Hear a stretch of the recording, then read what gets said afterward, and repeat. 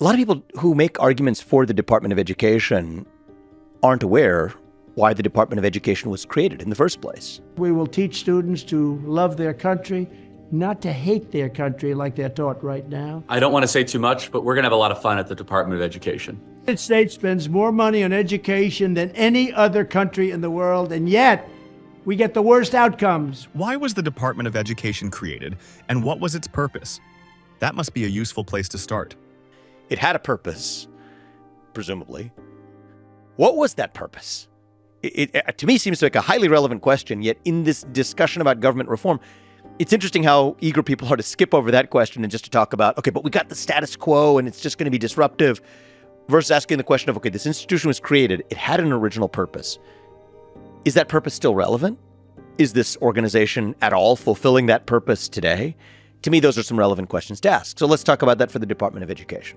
Vivek Ramaswamy, in his latest conversation with Lex Friedman, questions the original purpose of the Department of Education, emphasizing the importance of understanding its foundational mission before discussing reforms. He critiques the tendency to focus on the status quo without considering the initial intentions behind the creation of educational bureaucracies. Its purpose was relevant at that time, which was to make sure that localities, and particularly states, were not siphoning dollars, taxpayer dollars, away from predominantly black school districts to predominantly white ones. And that was not a theoretical concern at the time. It was happening, or there was at least some evidence that was happening in certain states in the South.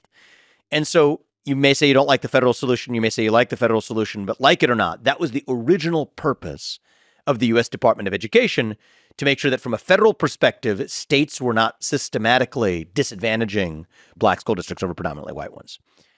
However noble and relevant that purpose may have been 6 decades ago, it's not a relevant purpose today. There's no evidence today of states intentionally mapping out which are the black versus white school districts and siphoning money in one direction versus another. To the contrary, one of the things we've learned is that the school districts in the inner city, many of which are predominantly black, actually spend more money per student than other school districts for a worse result as measured by test scores and other performance on a per student basis, suggesting that there are other factors than the dollar expenditures per school determining student success, and actually suggesting that even the overfunding of some of those already poorly run schools rewards them for their actual bureaucratic failures. And one other thing I'll be doing very early in the administration is closing up the Department of Education in Washington, D.C., and sending all education and education work and needs back to the states. We want them to run the education of our children because they'll do a much better job of it.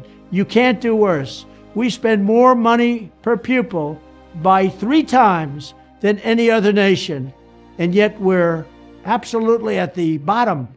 We're one of the worst. So you can't do worse. We're going to end education coming out of Washington, D.C. We're going to close it up, all those buildings all over the place, and you have people that in many cases hate our children. We're going to send it all back to the states. Against that backdrop, the Department of Education has instead extrapolated that original purpose of what was a racial equality purpose to instead implement a different vision of racial equity through the ideologies that they demand in the content of the curricula that these public schools actually teach. So Department of Education funding, so federal funding accounts for about, I'm giving you round numbers here, but around 10% of the funding of most public schools across the country. But that comes with strings attached. So in today's Department of Education, this didn't happen back in 1970, but it's happening today. Ironically, it's funny how these things change with the bureaucracies that fail. They blow smoke to cover up for their own failures.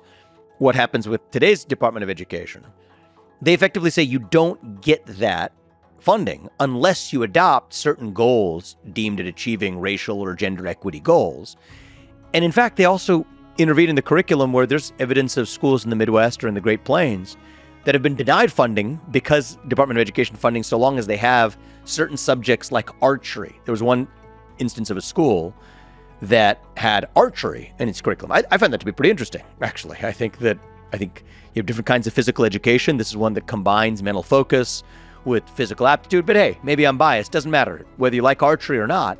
I don't think it's the federal government's job to withhold funding from a school because they include something in their curriculum that the federal government deems inappropriate, where that locality found that to be a relevant locus of education. There's a lot of DEI, CRT, garbage that has come into the Department of Education. Also, we need to say, by the way, this is very important. I will push for President Trump and try to persuade him. We're going to end all affirmative action and hiring practices, is my hope, in federal government hiring. We're going to make it merit-based. Ramaswamy suggests that many government agencies were established with positive intentions, but he remains skeptical about the necessity of creating bureaucracies. He proposes that instead of forming permanent agencies, temporary task forces should be created to address specific issues and then disbanded once their goals are achieved. So what you see then is an abandonment of the original purpose that's long past.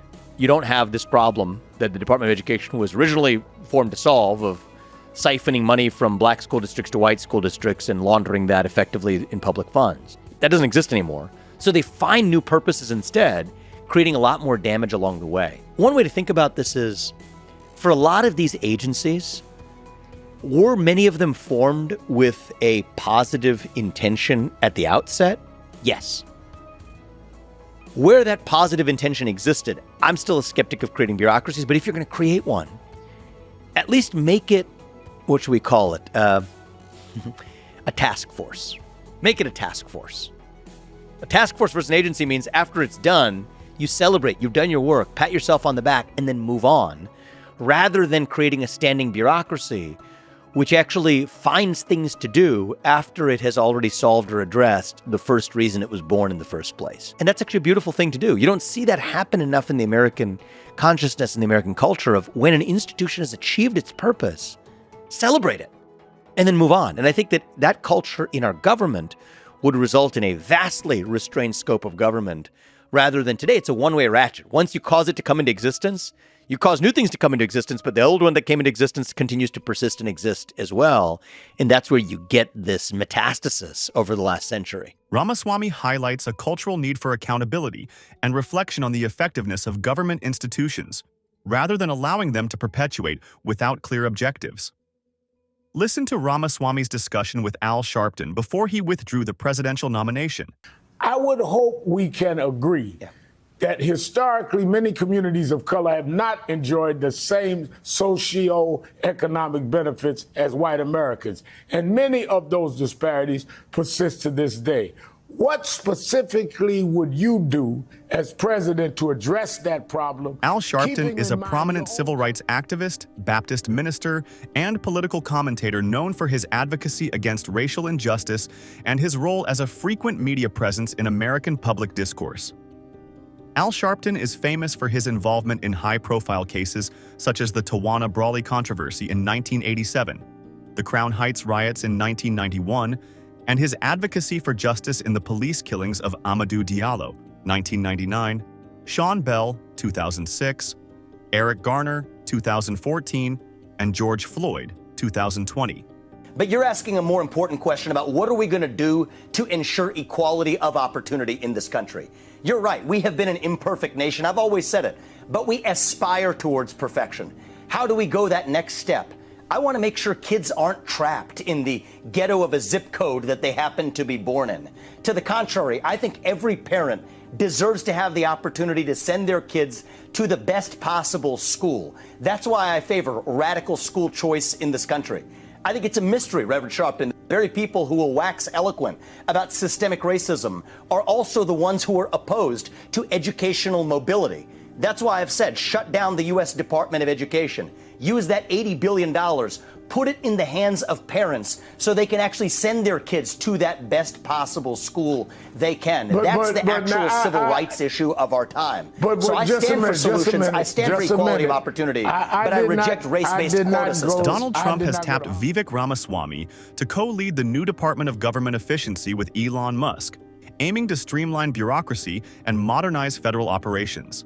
Part quote, if we're ever going to crush the bureaucracy, it's going to happen from the outside. I want to be very clear about the scale that we're thinking here. We're not thinking small. We're playing big here because we have a once-in-a-generation mandate right now. The American people have voted for drastic reform of the government, and our federal government is broken. What does Ramaswamy think about taking on this role alongside Musk? I'm of course, biased because Elon and I have discussed that for the better part of the last year and a half. And so I think it's a great idea. It's something that's very consistent with the core premise of my presidential candidacy. I got to know him as I was running for U.S. president in a couple of events that he came to, and then we built a friendship after that. So obviously, I think it's a great idea. Who do you think is more hardcore on the cutting, you or Elon? Well, I think Elon's pretty hardcore. I said 75% of the federal bureaucrats, and while I was running for president, he said you need to put at least 75%. So I agree with him. I think I would. I think it'd be a fun competition to see who ends up more hardcore. I think he and I don't think there's someone out there who's going to be more hardcore than he or I would be. And the reason is, I think we share in common a willingness to take the risk and see what happens. I mean, the sun will still rise in the east and set in the west. That much I guarantee you. Is there going to be some broken glass and some damage? Yes, there is. There's no way around that. But once you're willing to take that risk, then it doesn't become so scary anymore. Ramaswamy suggests that achieving a 75% reduction at the federal level must be treated as a top priority, not a side goal, because such a massive undertaking requires focused and massive commitment. To pull that off, to pull off a 75% reduction in the size and scale of the federal government, the regulatory state, and the headcount, I think that only happens if that's your top priority. You can do it at a smaller scale, but at that scale, it only happens if that's your top priority, because then as president, you're in a position to say, I know in the super short run, that might even make it a little bit harder for me to do this other thing that I want to do and use the regulatory state to do it. But I'm going to pass on that. I'm going to pass that up. I'm going to bear that hardship and inconvenience because I know this other goal is more important on the scale of decades and centuries for the country. So it's a question of prioritization. And certainly my own view is that now is a moment where that needs to be a top priority for saving this country. Those are the kinds of inefficiencies, low-hanging fruit, that Democrats and Republicans or black or white Americans alike can agree on. We should not be wasting that kind of money as a federal government. And so in that sense, tackling this kind of waste, fraud, abuse, bureaucratic bloat, we're going for the stuff that's basic common sense that most Americans actually agree on. And I hope we're going to actually be able to help unite the country by eliminating waste, which is something that all Americans, regardless of partisan affiliation, can get behind. And that's how Elon and I are thinking about it. It's an assault and a crusade on the nanny state itself. And that nanny state presents itself in several forms. There's the entitlement state, that's the welfare state, presents itself in the form of the regulatory state, that's what we're talking about. And then there's the foreign nanny state, where effectively we are subsidizing other countries that aren't paying their fair share of protection or other resources we provide them. If I was to summarize my ideology in a nutshell, it is to terminate the nanny state in the United States of America in all of its forms. The entitlement state, the regulatory state, and the foreign policy nanny state. Once we've done that, we've revived the republic that I think would make George Washington proud. Thanks for watching. I hope this sparked some thought-provoking ideas. Don't forget to like, share, and subscribe for more.